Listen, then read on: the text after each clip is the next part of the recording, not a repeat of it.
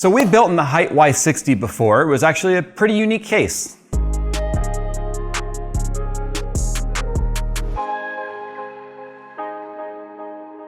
So when Hyte said, hey Jay, you want to check out the Y70? I was like, what the heck could be different? Well, this case is a touchscreen. And apparently, you touch, sweet touch, you've almost convinced me I'm real.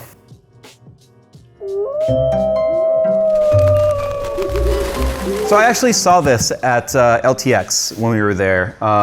So this right here, because if you guys don't recall, this is essentially is like a Y60 that's had some tweaks done to it. Sensor panels have really become a thing, and no, we did not start it. I think we made it popular, but we did not start it. They've kind of incorporated a big touchscreen 10-inch. You're supposed to touch that big 10-inch there. All 10 fingers. All 10, you need all 10 fingers for a 10-inch, but anyway. So it goes right, don't demonetize me, please. It goes right here in the corner, where it has this kind of a 3-piece glass design. So the Hyte Y60 was unique because it had glass all the way around. There was no center pieces here to kind of get in the way, giving you kind of a all access angles to the beauty that is your build. But just, okay, I've got to, as much as they sponsored this video, and by the way, Hyte, thank you for sponsoring this video, but this language here, a new build should feel new. That's why I knew right there. The computer aesthetic, so future. 3's a crowd, 4 slots a party. Tactile blue switch returns the favor when you turn it on. I think they're using like an actual blue switch for the power switch or something. Waifu ready. So this is why we were like, okay, there's a waifu fan in the company. Waifu ready with 10-finger multi-touch support. Touch, sweet touch. You've almost convinced me I'm real. Look, I don't know what any of that means, okay, I don't.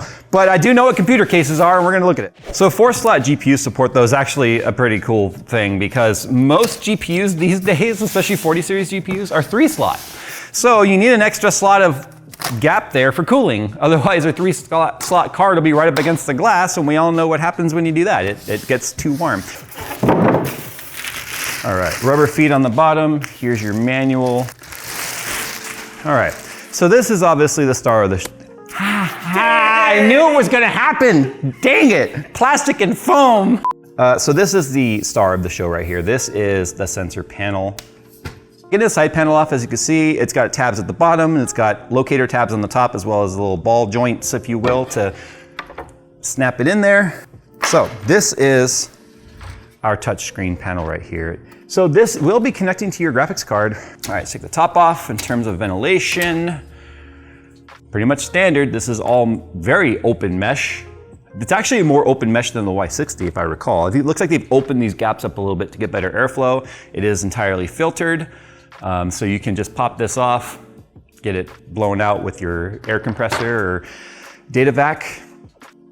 Here is our upper bracket right here for mounting our 360 or 240 or 280. So we have 360 support or 240, 280 right here, which is nice to see. And then let's see what else we got here. I'm just kind of looking for the subtle differences between the Y60 and the Y70. Again, bigger, more open porosity. Ever since I learned that word, I use the crap out of it because it sounds smart when you say porosity. Okay, so here's what we've got going on here for connections on the back. I want to see what we have connection-wise here for our screen, especially since it's a mini display port. So here are the 2 screen connectors right here. One goes to a USB 2, because remember USB-C is a USB 2 compatible interface as well. So this goes to your motherboard USB 2. That's going to be obviously for data going to the screen. Here is a SATA power for that. It's going up and over to the screen. Yes, it is. Here is our other cable going through to the GPU side. So hopefully it came with the cable, but this is a full-size display port on this end, and you do have to connect this to your graphics card over here, wherever it is, with the connector from here to the graphics card. So it is going to be seen as a monitor with whatever that resolution is. So it's gonna be seen as an actual monitor, which is kind of nice for test booting and stuff to be like, hey, I got a display. I know it works. I don't have to bust a monitor out. In terms of the rest of our connectors here, pretty standard front panel connector stuff. USB 3.0, a single front panel connector header. I love this when brands do this. This is so simple yet so smart because that has been a standard now for a long time. The order always goes top right 2 is power switch, top left 2 is power light, bottom right 2 is reset switch, bottom left 2 is hard drive light. It's never changed in like the last 25 years. There's no reason to not have it be a single header like this. Here's our HD audio. We already talked about that. And here's your USB-C right there. Pretty simple and straightforward. You can tell by looking at the compartments here. Lots of room for cable management. We got 3 Velcro ties down at the bottom. Our hard drive, or our power supply support right here, which obviously goes vertical, elevated off the ground a bit so we can actually hide wires right here out of the way. And then we do have a compartment kind of right here as well, where we can hide wires if we need to. Although black wires do tend to show through on a white case. So keep that in mind. If you're shoving a bunch of black wires down there, you can probably see them. But anyway, one of the unique things about the Hyte Y series cases now, because now there's more than the Y60, I gotta call it Y series, is they are all vertical mounted GPUs. So this is one thing you need to sort of keep in mind when you're doing your build, is if you're planning on using a full Hyte PCI Express device, it's not gonna work with this case. Because you can see, these are all like half height devices. Now, you can find capture cards and other devices and stuff that are low height like this, but they're harder to find than a full height device. So you need to keep that in mind, because the first priority in this chassis is the vertical mounted GPU. And because it's a triple or quadruple slot now, I feel like they might have been able to fit the full height stuff in here. Get it full height? But they needed this space between the graphics card and the glass, just to ensure that there's no sort of heat issue with it, the fans being choked off by the glass. So this is a sacrifice. This has always been a drawback, but there are some compatibilities to this if you look hard enough. The storage right here is exactly the same as it was in the Hyte Y60. This would be for your 3.5-inch drives. And everything else here seems pretty standard. So you know what we gotta do? I gotta throw some parts in it.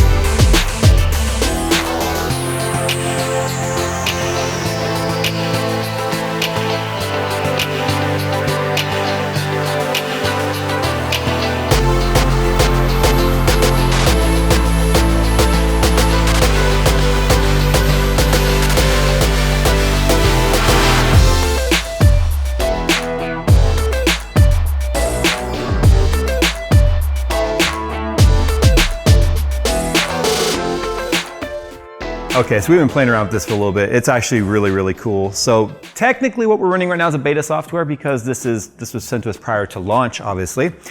So yeah, like we've already kind of talked about, there's a ton of different types of widgets that you can put here. So you can customize this with different programs. So I just touched the performance button right here, which brings up basically hitting Control-Alt-Delete for Task Manager right there.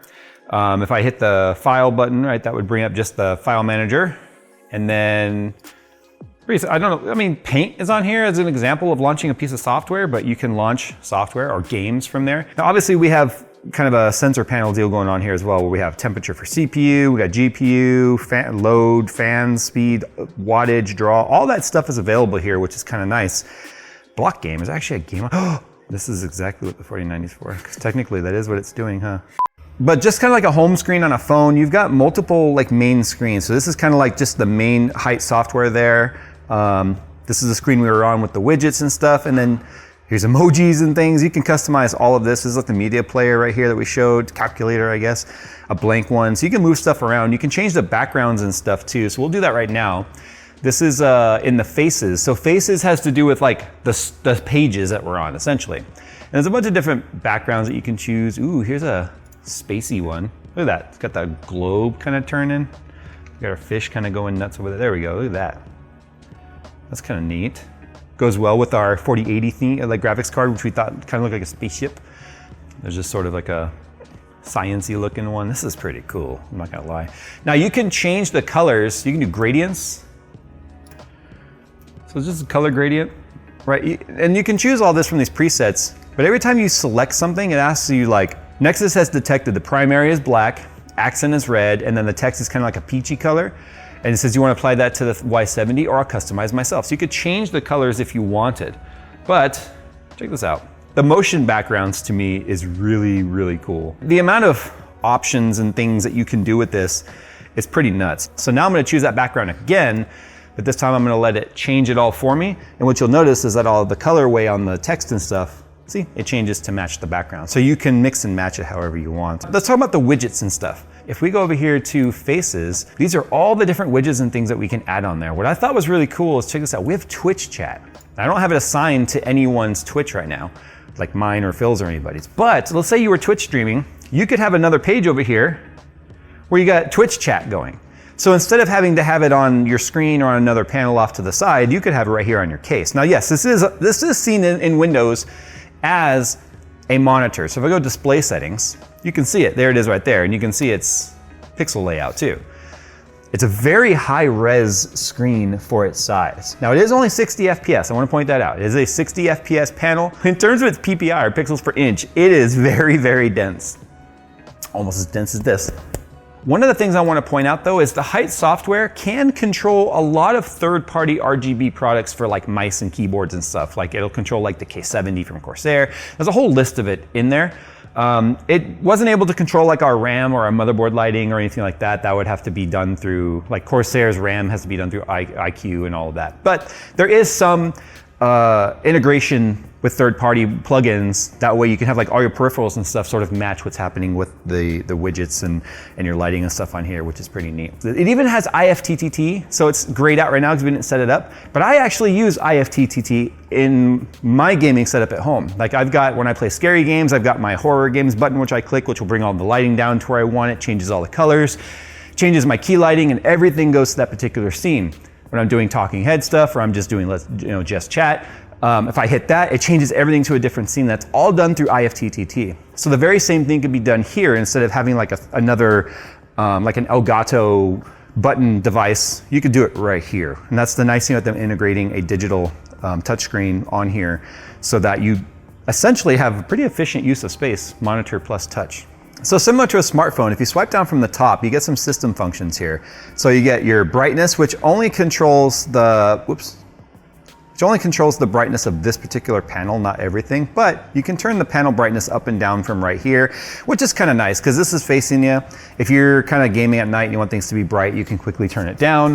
You got your hot keys right here for different wireless functions and networking functions and such. You can also turn your volume up and down right here. If you have a microphone plugged in and it senses there's one plugged into the front panel or the back technically, you can control your mic volume from right here too, which is kind of nice. So you could like, you could also quickly mute yourself, like, Mom, I'm trying to play my games, and then put it back, you know, or whatever.